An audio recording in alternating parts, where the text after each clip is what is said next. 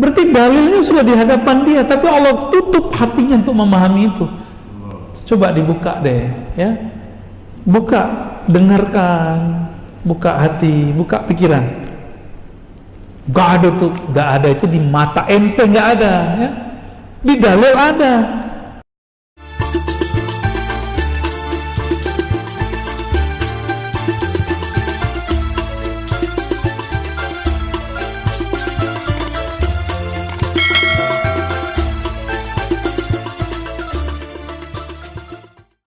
Kalau yasinan, mungkin asinan kali ya, memang nggak ada di zaman Nabi. Tapi kalau yasin ada di zaman Nabi.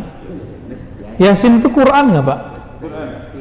Ada perintah, utlu ma uhiya ilaik, bacalah yang diwahyukan kepada engkau.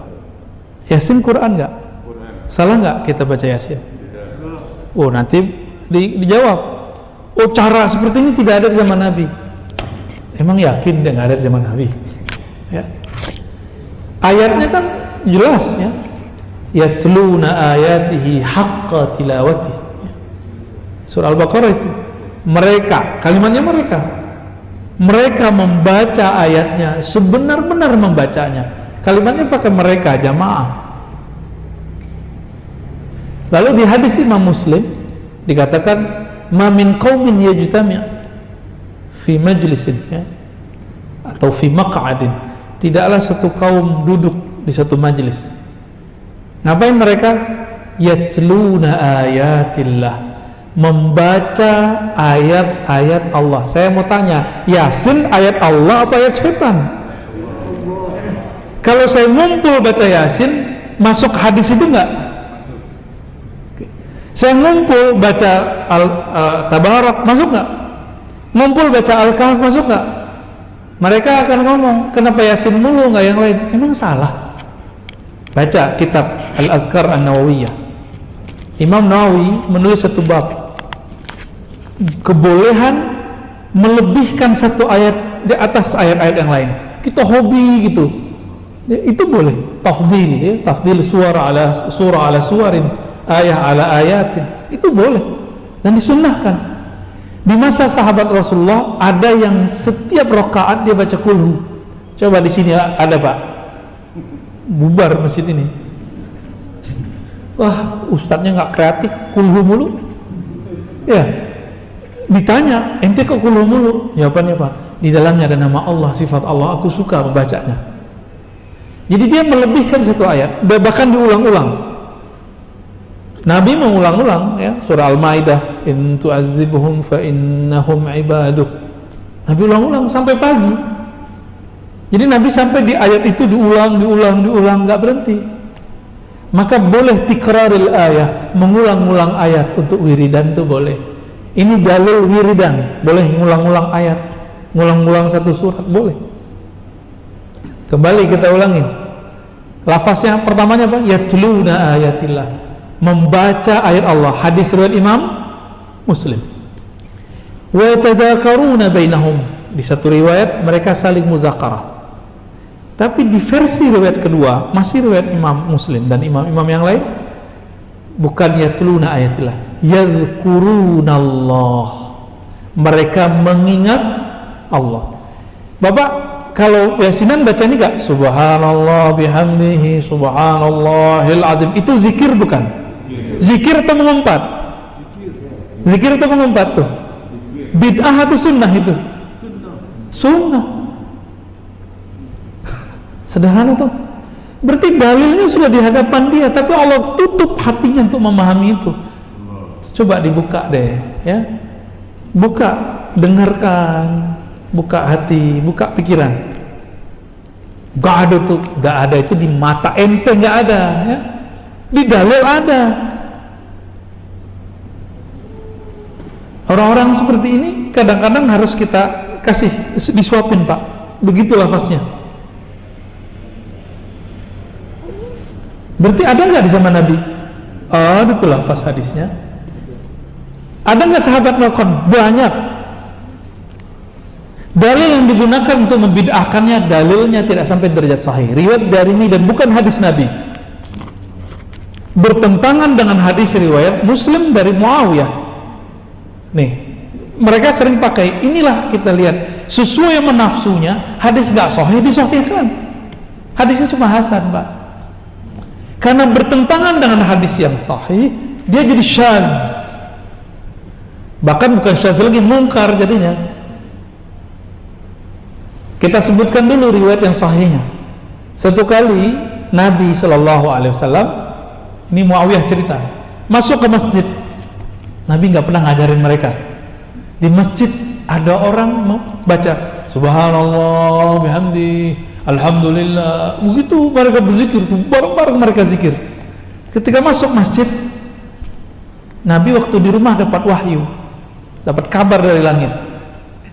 Nabi masuk masjid, Nabi tanya, untuk apa kalian berkumpul? Lalu mereka menjawab, kami berkumpul memuji Allah atas nikmat Islam, nikmat hidayah yang diberikan kepada kami, wahai Rasulullah. Itu kata siapa? Para sahabat. Disuruh Nabi nggak mereka? Enggak, mereka inisiatif sendiri. Inilah cikal bakal yasinan, zikiran, thariqat ini, Pak, ya. Ada dalilnya tuh? Sahih Muslim. Dia nggak paham, ya. Namanya udah ada belum? Di situ nggak ada namanya. Isinya orang thariqat ngapain? Isinya orang yasinan ini sama persis, nggak jauh beda. Terus karena ditanya lagi, mereka mulai ketakutan.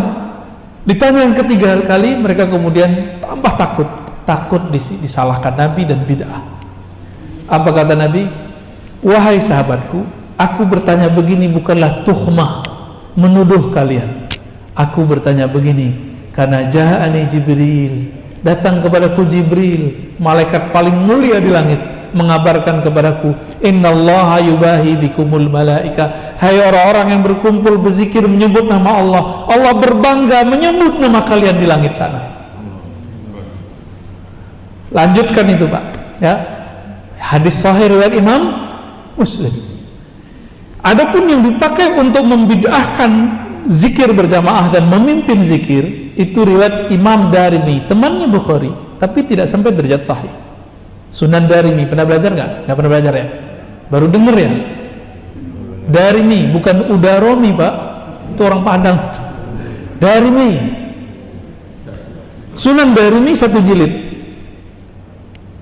Di situ disebutkan bahwa ketika Abu Musa al-Ash'ari bersama dengan sahabat Ibnu Mas'ud dan lain-lain masuk ke masjid, ada orang mimpin zikir. Qulu subhanallah, subhanallah, subhanallah, subhanallah, kayak khatamannya orang tarekat. Alhamdulillah, alhamdulillah, alhamdulillah, gitu ya. Lalu dibantah oleh Ibnu Mas'ud. Apa kata beliau? Apa yang kalian lakukan ini? Jawaban orang yang hadir, kami bertasbih menyebut nama Allah.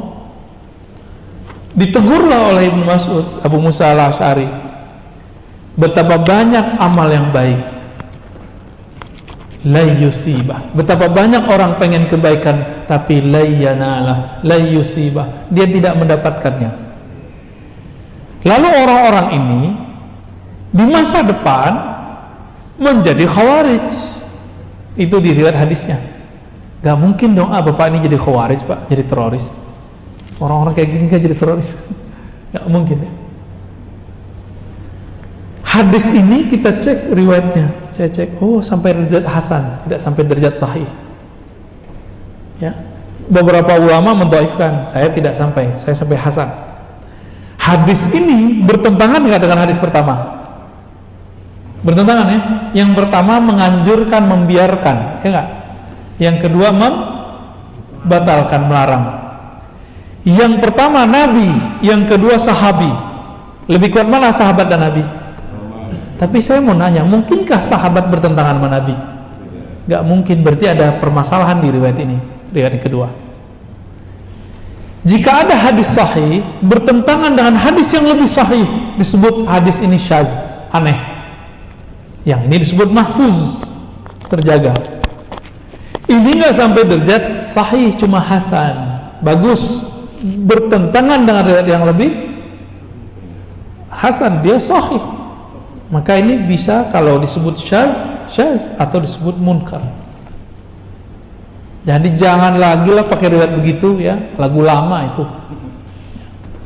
Mau pakai riwayat tapi riwayatnya nggak sahih. Ya. Giliran ada di Darimi tentang Nur Muhammad, mereka nggak terima. Ya. Sayyidah Aminah itu ketika melahirkan Nabi Muhammad itu melihat cahaya, itu Nur Muhammad Pak muncul. Mereka nggak percaya Nur Muhammad, dianggap saya dongeng, ya kan? Jadi lanjutkan, ya. Kita hujah Bapak nanti dunia akhirat insya Allah berdasarkan dalil-dalil yang tadi, ya.